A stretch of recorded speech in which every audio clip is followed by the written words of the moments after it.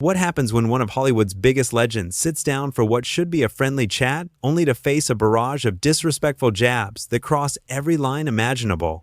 In just 37 seconds, Stephen Colbert went from late-night host to the most hated man on television, all because he couldn't keep his mouth shut when it mattered most. This is the story of the night Sylvester Stallone had enough. The Late Show with Stephen Colbert was supposed to be a celebration. Stallone was there to promote his latest project, a passion piece he'd been working on for years.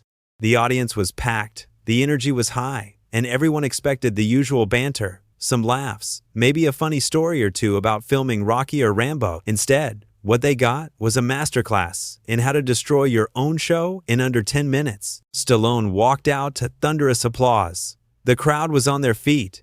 This was a man who had given the world some of the most iconic characters in film history. He waved. He smiled. He sat down across from Colbert with that easy confidence of someone who'd done 1,000 interviews before. Colbert started off normal enough. "Sly, great to have you here, man. You look fantastic." Stallone nodded. "Thanks, Stephen. Good to be here. So you've got this new project coming out. Tell us about it." And Stallone did. He talked about the film with genuine passion, explaining how it was a more personal story, something that reflected his own journey, his own struggles. He spoke about the years it took to get the funding, the doors that closed in his face, the people who told him he was too old, too out of touch. The audience was eating it up. This was the Stallone they loved, vulnerable, real, honest. But then Colbert interrupted. "You know, Sly, I gotta ask. You talk about all these struggles, but come on, you're Sylvester Stallone. You've made hundreds of millions of dollars. How hard can it really be?" There was a weird silence. The audience didn't quite know how to react. Was this a joke? Was Colbert setting up some kind of bit? Stallone kept his cool. "Well, Stephen, money doesn't mean you stop caring about your work. It doesn't mean you stop facing rejection." Colbert leaned back in his chair, that smug grin spreading across his face. Sure. But let's be honest. At this point, aren't you just making movies for yourself? I mean, who's really asking for another Stallone film?" The audience went quiet, dead quiet. Stallone's jaw tightened, but he stayed composed. "I make films because I love telling stories. My fans have been incredibly supportive." "Your fans?" Colbert repeated, almost mockingly.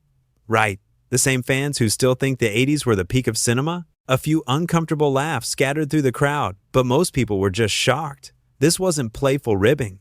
This was mean. Stallone shifted in his seat. "Look, Stephen, I didn't come here to be insulted." "Insulted?" Colbert threw his hands up in fake innocence. "I'm just asking questions. Isn't that what we do here? We have conversations." "Conversations are two-sided," Stallone said, his voice calm but firm. "This feels more like you trying to get a cheap laugh at my expense." Colbert's smile faded just a bit, but he pushed forward anyway. "Come on, don't be so sensitive. You're a tough guy, right? Rocky Balboa, John Rambo, you can take a punch." "I can take a punch in a movie," Stallone said, "but I don't have to sit here and take disrespect for no reason." The tension was thick now. You could feel it in the room. The audience was no longer laughing. They were watching a train wreck in real time. Colbert, instead of backing down, decided to double down. All right. Let's change gears. Let's talk about your career. You've had some hits, sure, but you've also had some major bombs. I mean, Stop or My Mom Will Shoot, Rhinestone? What were you thinking with those? Stallone took a deep breath. Every actor has films that don't work out. That's part of the business. Sure, but those weren't just flops. Those were disasters. I mean, did you even read the scripts? Of course I read the scripts. And you still said yes? Colbert laughed, looking at the audience like he'd just delivered the punchline of the century. A few people laughed nervously, but most just looked uncomfortable. This wasn't fun to watch anymore. This was cruel. Stallone stared at Colbert for a long moment. "You know what, Stephen?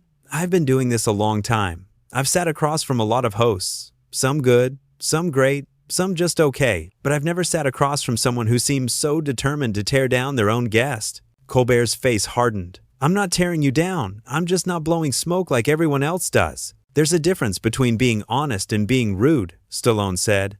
"And right now you're being rude." "Oh, come on," Colbert said, waving his hand dismissively. "You're being too sensitive." And that's when things really went off the rails. "Too sensitive?" Stallone repeated, his voice rising slightly.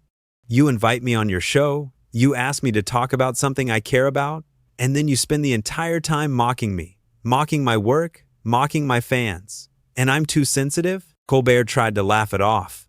It's called comedy, Sly. Maybe you've been doing action movies so long you forgot what a joke sounds like. That was the breaking point. Stallone stood up. Just stood right up in the middle of the interview. The audience gasped. Colbert's eyes went wide. What are you doing? Colbert asked, suddenly looking less confident. I'm done, Stallone said simply. I came here to have a conversation. You wanted to have a roast. I don't need this. Wait, Colbert said, standing up too, trying to salvage the situation. Come on, Sly, sit down. We're just having fun. You're having fun, Stallone corrected him. I'm being disrespected on national television. The cameras were still rolling. The producers were scrambling. The audience was frozen, not knowing whether to clap, boo, or just sit in stunned silence. Colbert reached out, trying to put a hand on Stallone's shoulder. Look, if I offended you, I didn't mean to. Stallone stepped back, pulling away from the touch. You didn't mean to?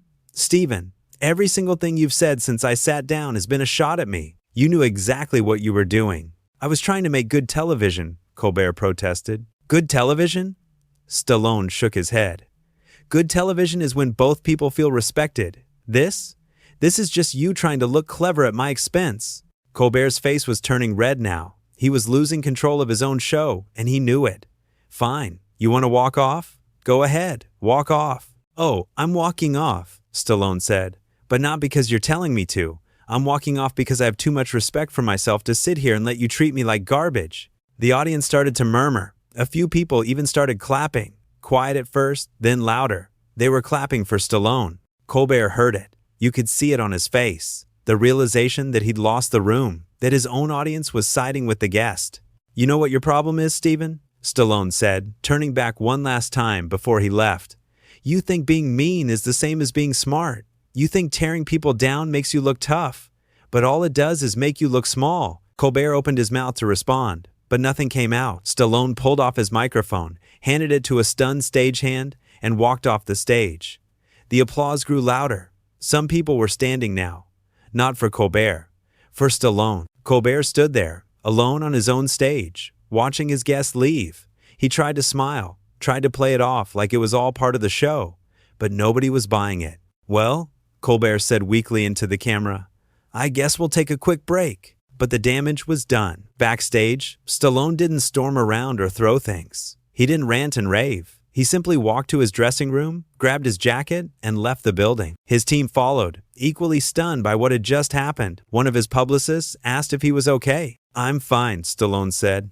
I just don't have time for that kind of nonsense anymore. Back on stage, Colbert tried to continue the show after the commercial break, but the energy was gone. He made a few half-hearted jokes, brought out his next guest, but everyone could tell his mind was elsewhere. The audience was different too, colder, less willing to laugh at his jokes.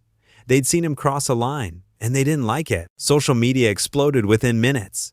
Clips of the walk-off were everywhere. Twitter, Instagram, TikTok, YouTube. Everyone was talking about it, and the reaction was overwhelmingly on Stallone's side. People were furious at Colbert.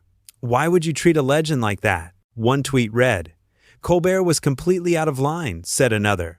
Stallone handled that with pure class, wrote someone else. Even people who weren't particularly fans of Stallone's movies were defending him, because it wasn't really about Stallone. It was about basic respect. It was about a host who forgot that his job was to make his guests feel welcome, not to humiliate them for cheap laughs. Industry insiders started weighing in too.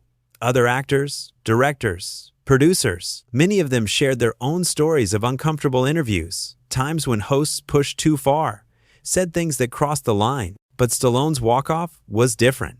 He didn't just sit there and take it. He stood up for himself. There were, of course, some Colbert defenders, people who said Stallone was being too sensitive, that it was all just jokes, that he should have been able to take it. But those voices were drowned out by the overwhelming tide of support for Stallone. Back in his hotel room that night, Stallone didn't watch the clips. He didn't read the tweets. He'd said what he needed to say, and that was enough. His phone was blowing up with messages from friends, fellow actors, people in the industry, all of them supportive, all of them saying he did the right thing. One message stood out.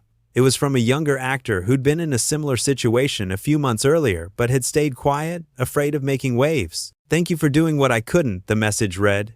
You just gave a lot of us permission to stand up for ourselves. That meant more to Stallone than any headline or trending hashtag. Meanwhile, Stephen Colbert was having a very different night. His producers were in damage control mode. They were trying to figure out how to spin this, how to make it go away, but it wasn't going away. The next morning, the story was everywhere. Major news outlets were covering it. Entertainment shows were discussing it. Late night became the topic of the day, and the question everyone was asking was the same. What was Colbert thinking? Some speculated that he was trying too hard to be edgy, to separate himself from other late-night hosts who played it safe. Others thought maybe he had personal issues with Stallone that boiled over on air, but the simplest explanation was probably the right one. Colbert got caught up in trying to be funny and forgot to be kind. He forgot that the person sitting across from him wasn't just content for his show. It was a human being, someone with feelings, with dignity, with a right to be treated with respect. And when Stallone reminded him of that, Colbert didn't like it. In the days that followed, Colbert issued a half-hearted apology on his show. "If Sylvester felt disrespected, that wasn't my intention," he said, reading carefully from prepared remarks. But people noticed what he didn't say. He didn't say he was wrong. He didn't say he shouldn't have said those things. He put the blame on Stallone's feelings, not on his own word. It was the kind of non-apology that makes things worse, not better. Stallone, for his part, didn't respond publicly. He didn't need to. His actions had spoken louder than any statement ever could. He went on with his press tour, appearing on other shows, other podcasts, other interviews. And every single host treated him with respect, not because they were afraid he'd walk off, but because that's what he deserved. One host even addressed it directly. "I just want to say, we're honored to have you here, and we're going to have a real conversation." Stallone smiled.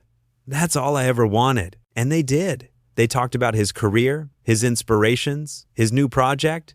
They laughed. They got serious. They had moments of real connection. It was everything the Colbert interview should have been. The contrast was stark, and people noticed. Colbert's ratings took a hit. Not a massive one, but enough to be noticeable. Enough for network executives to have conversations. Enough for Colbert himself to realize he'd made a mistake. But the damage to his reputation was harder to measure. He'd always positioned himself as one of the good guys, one of the thoughtful hosts, someone who used his platform responsibly. The Stallone incident cracked that image. It showed a side of him that people didn't like. The side that thought being clever meant being cruel. For Stallone, though, the incident became something else entirely. It became a defining moment, not because of the conflict, but because of how he handled it. He didn't yell. He didn't curse. He didn't throw a tantrum. He simply stated his boundaries, stood up for himself, and left with his dignity intact. In a world where celebrities often feel pressured to just smile and take whatever's thrown at them, Stallone showed there was another way. You could be professional and still demand respect. You could be gracious and still have limits. You could walk away from something that wasn't serving you. And that didn't make you difficult. It made you human. Younger actors started talking about it in interviews. "Stallone walking off that show changed something for me," one said. "It made me realize I don't have to put up with disrespect just because someone has a camera." It became a conversation about power dynamics in Hollywood, about how hosts sometimes forget that their guests are doing them a favor by appearing, about how the pursuit of viral moments can lead to genuine harm. Stallone never intended to start a movement. He just wanted to promote his movie and have a decent conversation. But sometimes the most powerful statements are the ones we don't plan. Sometimes standing up for yourself in a quiet, dignified way sends a message louder than any speech ever could. And that's exactly what Sylvester Stallone did that night on The Late Show with Stephen Colbert. He reminded everyone watching that respect isn't negotiable, that kindness isn't weakness, that walking away from toxicity isn't quitting, it's self-preservation. Stephen Colbert learned a hard lesson that night. That being a good host isn't about getting laughs at any cost. It's about creating a space where real conversations can happen, where guests feel safe to be vulnerable, to be honest, to be themselves. And when you forget that, when you prioritize your own ego over your guest's humanity, you lose more than just an interview. You lose trust. You lose respect. You lose the very thing that made people tune in the first place. Stallone didn't need to go on talk shows. He was already a legend. He had nothing to prove, but he showed up anyway, ready to share his story, ready to connect with an audience. All Colbert had to do was meet him halfway, have a real conversation, ask real questions, listen to real answers. Instead, he chose mockery. He chose cheap shots. He chose to treat a guest like a punching bag, and Stallone chose to leave. It was that simple. In the weeks after, other celebrities started sharing their own stories of uncomfortable interviews. Times when hosts went too far, times when they felt disrespected but stayed quiet because they didn't want to make waves. Stallone's walk-off gave them permission to speak up, to say that wasn't okay. It started a broader conversation about how we treat people in the public eye, about the difference between tough questions and cruel questions, about the line between humor and humiliation, and slowly, things started to shift. Hosts became more aware. Producers had more conversations about tone and respect. Guests felt more empowered to set boundaries. None of it would have happened without that one moment. That one decision by Sylvester Stallone to stand up, pull off his microphone, and walk away. He didn't do it for attention. He didn't do it to make a statement. He did it because staying would have meant accepting treatment he didn't deserve. And in that choice, he showed millions of people watching that it's okay to walk away from situations that don't serve you, that you don't owe anyone your dignity. That respect is something you can demand, even when you're sitting across from someone with power. Stephen Colbert's show continued. He kept making jokes, kept interviewing guests, kept doing what late-night hosts do. But he was different after that night. A little more careful, a little less likely to go for the easy insult. Whether he learned the right lesson, only he knows. But Sylvester Stallone, he knew exactly what lesson he taught. That sometimes the most powerful thing you can say is nothing at all. You just stand up and leave, and let your actions speak for themselves.